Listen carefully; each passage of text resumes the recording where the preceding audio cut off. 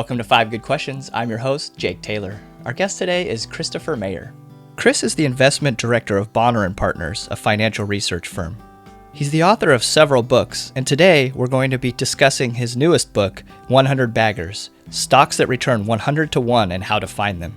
Let's ask Chris 5 good questions about how to find 100x returns in the stock market. All right, welcome back to the show, everybody. My guest today is Christopher Mayer, author of 100 Baggers. Hey, Chris, thank you so much for taking the time to chat with us. Hey, thanks for having me, Jake. So one of the things I have to say, confess up front, is that I absolutely loved your book. I think it's got cult classic at a minimum written all over it, and maybe even higher upside than that. I was just, it kind of, and it could totally be confirmation bias on my own part and like groupthink. But a lot of the things that I've been thinking about lately about investments, I found all rolled up into this one book in a very digestible format. So kudos to you for writing it. Thank you. I really appreciate it. That's very kind of you to say. So let's jump right into it. Who doesn't want to learn more about how to find 100x return investments? That's right. All right. So what are some of the key ingredients that go into a 100x investment return? Sure. Well, before I answer that, let me just say really quickly that the book is premised on a study I did of the stocks that have gone up at least 100 to 1 over the last, since 1962, so roughly 50 some years. And it was really inspired by a book called 100 to 1 in the Stock Market by Thomas Phelps in 1972. Had done a similar study of stocks that had gone up 100 to 1 from like 1932 to 1972. And so it was really interesting to do that study. And what I was looking for was to see if any sort of common patterns jumped out at me. And really there are so many ways up the mountain. So it was hard to find, any kind of formula that you could look at and say, oh yeah, well, you just got to look for these, 4 or 5 items. But there definitely are some broad principles that I would say keep in mind. And it's not just striking oil or having a big pharma patent approval.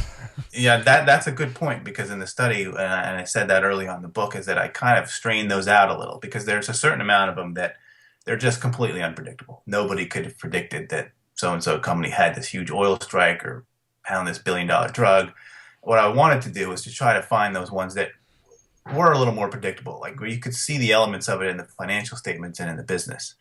And so some of those basic principles would be start small, and I don't mean tiny like 25-cent mining stocks or something like that, but a lot of these companies were actually fairly substantial companies when they were at the beginning of the study. They had 200, 300 million in sales. But you need that. You need growth. Obviously, maybe it isn't obvious, but most of those businesses, almost all of them, were substantially bigger at the end than at the beginning. And so it helps to start with let's say a little restaurant stock that's has 15 stores in one state before they start marching all across the state. Or imagine if you go back in time and get McDonald's even when they had 200 or 300 stores and were still on the verge of expanding across the country. That's something you could imagine. You could have the foresight to see that, hey, this could be a store, this could be a chain that has 1,000 or 3,000 stores someday. So those are some principles. Another one that may not be obvious is that you do want to start with the lower multiples. And some people kind of think that, well, if you get 100 bagger, it doesn't really matter what you pay, but you can easily work through some examples that show it's much, much easier if you start at a price earnings ratio, say of 10 than at 50. Right. The hurdle to get to 100, what your earnings have to do to get to 100-fold return is much easier when you start at 10 and maybe your multiple goes to 25 than when you start at 50 and your multiple goes to 25. It's really dramatic when you work it out and on a spreadsheet, say, and I work through some of those examples in the book. And isn't having that ability for further PE expansion really kind of the rocket fuel a lot of times in your return? That's absolutely right. In fact, I said the two things together, I call it twin engines 100 baggers, is when you have that high growth with a low multiple, so that you get both of those things together. And then, then you've got two things working for you. You've got multiple expansion and you have expansion of earnings. And it really gets you that sort of parabolic effect that some of these stocks had. One of the other basic principles I'll mention, of course, is you need time. A lot of these things, these 100 baggers, took a couple decades to get there. So I think the median in the study was somewhere around 25 years. There were still quite a few that did it in less. There were about 60 some names in the study that did it in less than 15 years, which is remarkable. Yeah. So 25 years would be roughly what, like a 20% annualized return.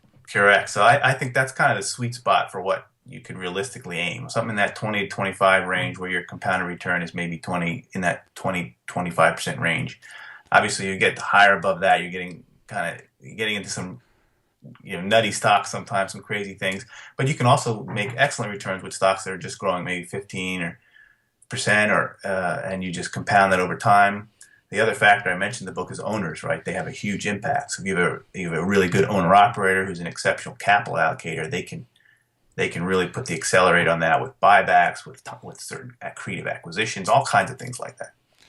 Yeah, and it seems like that's particularly important maybe as technology advances more quickly, and you need that maybe capital's turning over faster now, and so you need to have a capital allocator and somebody at the helm that can make those right decisions to keep that compounding going. Whereas before, maybe you could have just sat on like a really good asset for a long time and not really needed a good operator for it.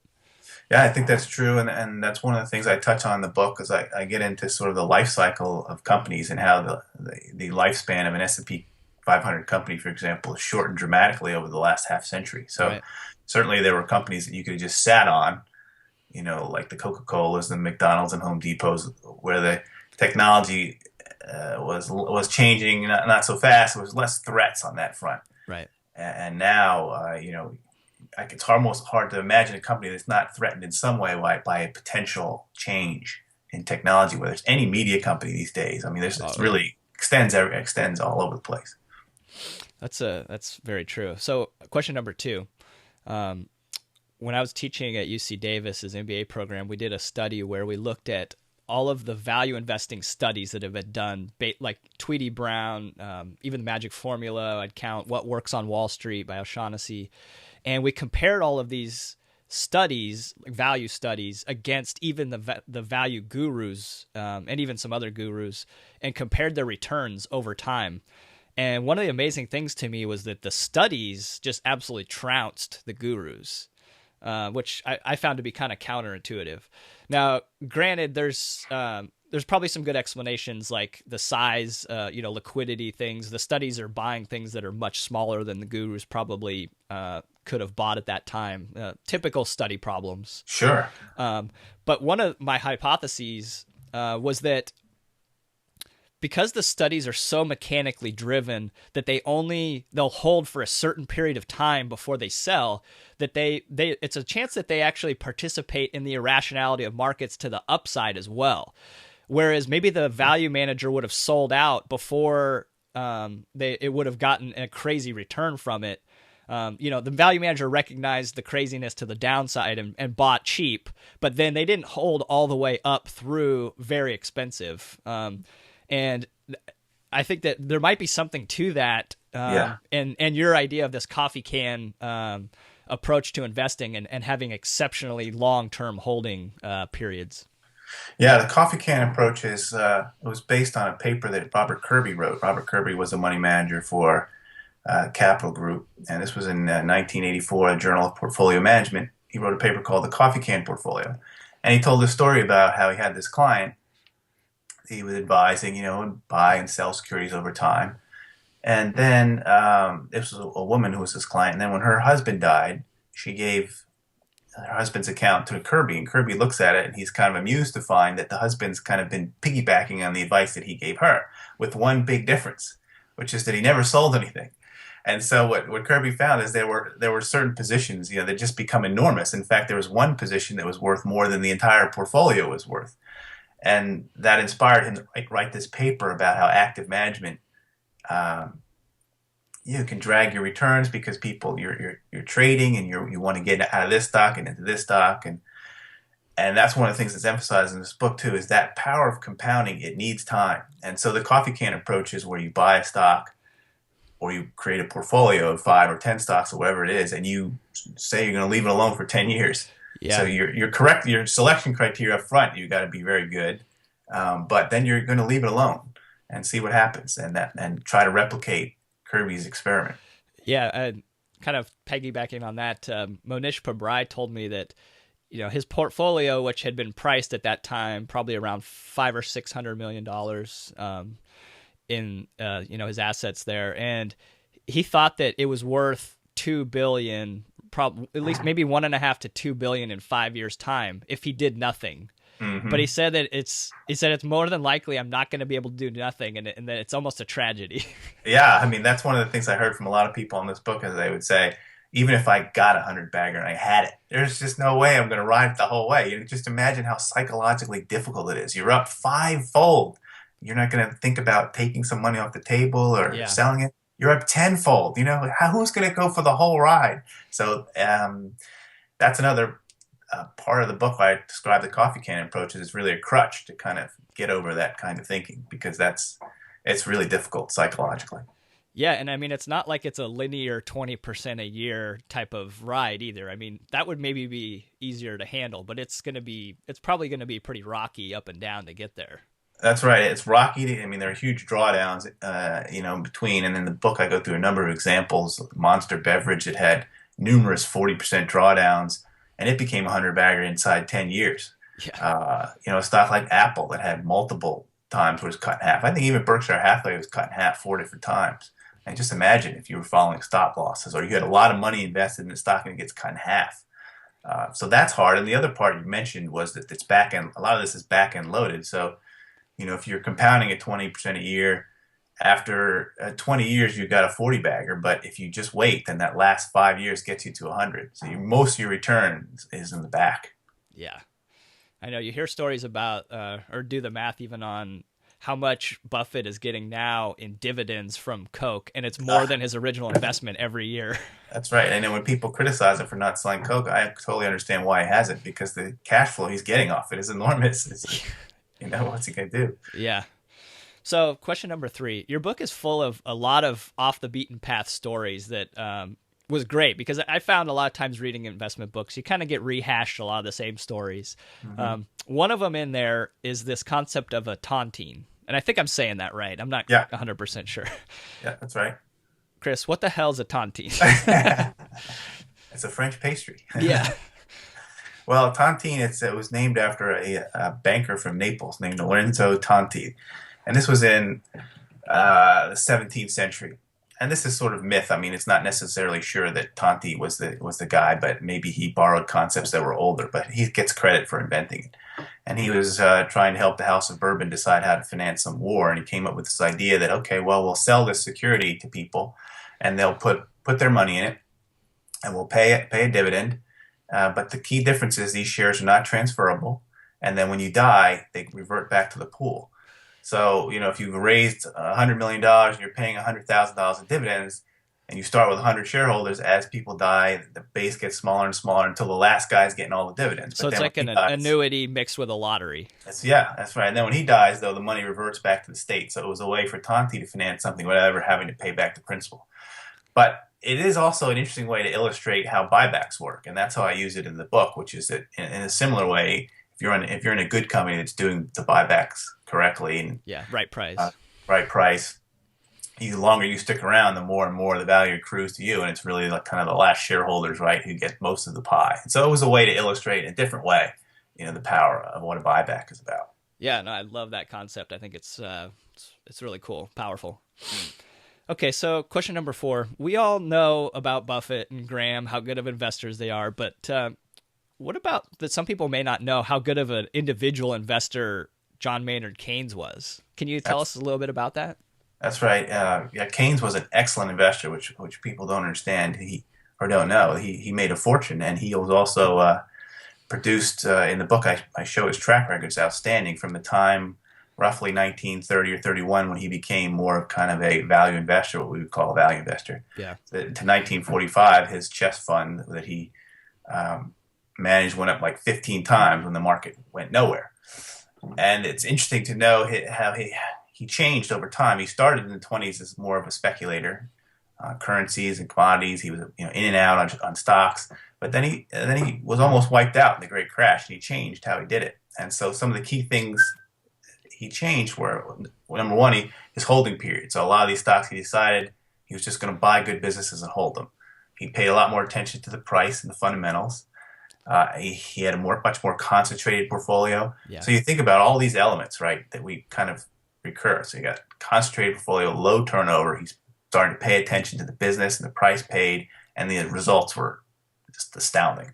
So I always like to use Keynes as an example, and he was very witty. If you ever get a chance to read some, I quote some in the book, but some of his investment memos are pretty remarkable. I have a number of memorable lines in there. I remember one where he said every investor should learn to suffer, depreciation in his holdings with equanimity and not, beat yourself up over it. Was basically what he's saying. I think Munger's got a similar quote that basically, if you can't stomach a 50% drawdown, then you don't really deserve equity-like returns. That's right.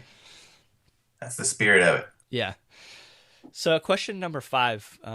Buffett has this great article from, I think it was written in the late 70s, if I remember right. It was called How Inflation Swindles the Equity Investor. Mm-hmm. It's pretty technical reading if you're not in the business, but it's I thought that you did a great job of simplifying a lot of the concepts that I remember reading there, and talking about how in the book that that asset-light businesses tend to do better in inflationary environments. So I was hoping maybe you could just kind of walk us through a little bit of your logic that you laid out there in the book that I found so compelling. Yeah, and that I got that idea from reading Buffett's letters. Recently I went through and I read them all from beginning to end, which I had never done. I had just read them as they sort of came out, and I read it in pieces here and there. But it was interesting because... You mean you actually did it and not just said that you did it like most people? That's right. Because I wrote about it while I was doing it. I said, I'm actually going to do this. And it took me, whatever it was, a month and a half. And I read them. And it was really good. And the earlier letters, he spends a lot of time worrying about inflation. He was very preoccupied with inflation. Very preoccupied with it, as were most people, I suppose, in the late 70s. But he was even worried about it after it had ceased to really be a risk. As most people were, they look a little bit backward. Yeah. But he does go through an example of like See's Candies versus, a resource company, let's call it. And there's a lot of numbers involved. But if I had to give you the basic example, it's that a lot of people think if you buy a tangible asset, that when inflation comes, that tangible asset's going to be worth a lot more, and so it's going to increase the value of your stock and protect you. Whereas a company that has very low tangible assets, not such a good inflation fighter. But what Buffett reminds us is that those tangible assets have an ongoing capital requirements. And so those double too. Right. And then when you look at the change between the two, so you have a company that has not much tangible assets and their requirement doubles. It's not nearly as great. And he takes an example where even if they're both sort of the same net profit, and you go through the math and you give them the benefit of the doubt that they're able to double their prices and double their earnings, you can just see that the dollar per value change for the asset light business is you get a much bigger bang for your buck on their reinvestment dollars than the capital heavy building asset. And it's just a really good example to keep in mind. That's one of the, I think, kind of the interesting dynamics when you think about, there's sort of a pull there in my mind of, okay, asset light is good with high ROIC, let's say, potentially. And then on the other side, you think about a high ROIC company with the ability to plow back a lot of money into that business and keep compounding. What do you think about that? Like, those two are obviously on opposite ends of the spectrum. How do you kind of square that in your mind? Yeah, I mean, I've come to think that probably the most important thing at least for as a Hundbagger study goes, is that ability to be able to take that money and reinvest it and earn a high return again and again and again and again and again. I mean, that's really the kind of the secret engine to get into that, to climb that sort of a mountain. And so one result, at least for me personally, after writing the book, is I do spend more time thinking about that than maybe I did in the past, where maybe in the past I'd be willing to take a little more of just an asset play or right. Some of these other ideas. And now I'm thinking more about, what the reinvestment opportunities look like and what's their ability to continue to do that over time. It's really important. Yeah, how much capital can it absorb and still keep up a high ROIC? Yeah, that's right. Which is often a pretty tough question to answer, really. I mean, it involves knowing a little bit about the future, which is always difficult. That's right. And sometimes, I mean, we can all think of examples that a business had great returns on capital for a long time and then they suddenly disappeared. Or the reverse. Some businesses that are really low for a long time and then they start to strengthen and come back. And I think it's really tough now in particular because we've had a good run Yeah. in the market and profit margins are at all-time highs for many companies not involved in energies or material, but Yeah. so you're not going to quite get that windfall. And one of the risks I worry about now is that I buy something that has a pretty good profit margin, pretty good return on capital, but there's a lot of leverage involved in most companies, operating leverage. So if you just sit down and you just say, okay, what if you get a 10% reduction in gross margin and you flow that through the income statement and you can see 40 or 50% declines in earnings per Profit. share? Yeah. It's scary. It's Yeah. scary. No, that operational leverage works upwards and downwards. Yes. um, yeah. One of the things I really find interesting about that is that you have well, you have like a company that is turning over assets, relatively quickly, much more quickly than before, Mm-hmm. potentially. Yep. So how, then do you have to worry about, is the price moving? I'm thinking specifically of like solar plants right now when the cost of the panels is falling so dramatically, and you have all this money that was borrowed to buy and build these panels that are, I mean, I don't know how obsolete they're going to be, how quickly, like, because the price is just falling so much faster. It's hard to get comfortable with any real value there. Yes. Yep. And that reminds me of something else I talk about in the book is the effect of leverage. That it's kind of a double-edged sword there. I mean, there were quite a few of those hunter baggers that were fueled by leverage, and obviously we look at John Malone and what he's done. He's used leverage to great effect. On the other hand, it's also been a source of disasters for a lot of people. So Yeah, how many dead 100 baggers are there from that are yeah, silent? yeah, exactly. So I'd be really careful to draw conclusions about that. I'm for the most part, I come down in the book on saying that you want to avoid that. The Berkshire approach where you're solid through a lot of different cycles, and the ability to put capital to work when times are bad is probably more important than running at a very high Right level on of the edge, kind yeah, of. right on the edge. Yeah. And one thing about if you would think that how does ROIC stay persistent when you have, I mean, capitalism should really be working towards pushing even low ROIC up Yep. and high ROIC down. Yep.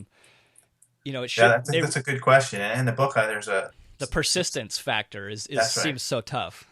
And I talk about that in the book. There's some interesting studies on that. And one interesting thing I came away with is that, at least historically, the companies that have high gross margins, their profits tend to be more persistent than companies that have low gross profit margins. Why do you And think it is that particular metric, like so high up on the income statement, is any hypothesis on why that is the one that seems to show persistence? Yeah, Whereas, that's a good question. I mean, one thing I think we can think about is the stuff below the gross profit line.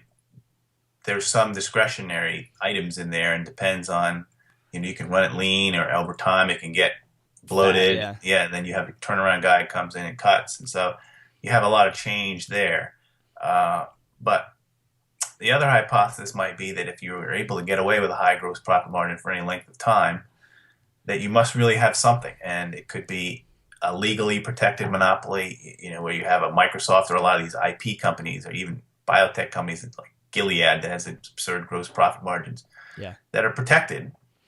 That explains it, or there could the other sources of competitive advantage that provide those high gross profits. That's the only hypothesis I can think of, is that just in general, the companies that have them, Show up there. yeah, for a reason that if there's any persistence, that tends to stay because there's something real there to figure out. So it's almost like Buffett's quote about a good business coming in contact with good management, or a bad business, I mean, with good Yeah, management, whose reputation is going to be. So the management can't do much about that gross profit part, but they can do things on the lower down in the income statement to run it lean, to be profitable, but there's only so much they can do above that. That's just basically the economics of the business. Yeah, I think that's essentially right. These businesses, certain of them have certain DNAs, and you're not going to change it. So Yeah.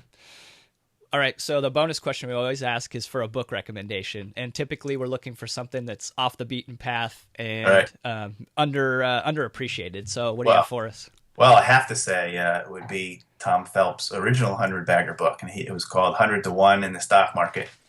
It came out in 1972, and it was really hard to buy for a while, but it's been there's a reprint now. It's not that cheap. It's like $47 or something on Amazon, I think. But I'm surprised that book isn't more of a well-known classic among investors. I actually didn't hear about it until fairly recently. I mean, it was 2011, I know exactly, because it was from a speech that Chuck Ochray gave, where he was talking about a book that influenced him, and he mentioned this book, and I was like, well, I've never heard of it. And at this point, I had read. Yeah. How's that possible? How's that possible? I thought I had read like all the books of the canon, and even then, a number of obscure ones, but I had never heard of this one. And I got it, and it's very good. He writes in a kind of a very folksy style, a lot of Warren Buffett style aphorisms and things. It's very quotable. There are parts of the book that are kind of dry when he goes through a lot of case studies, examples. But overall, it's a nice read, and you can't help but like the guy and be inspired by the idea of going after 100 baggers, and that's what really ultimately inspired me to update it and write my own version of that. Perfect. Well, Chris, we loved having you on the show, and I like I said, I loved the book. I thought it was fantastic, and I hope it gets a wide circulation for you. Oh, thank you very much. I appreciate it, and it's a lot of fun talking to you. All right, take care. All right, you too.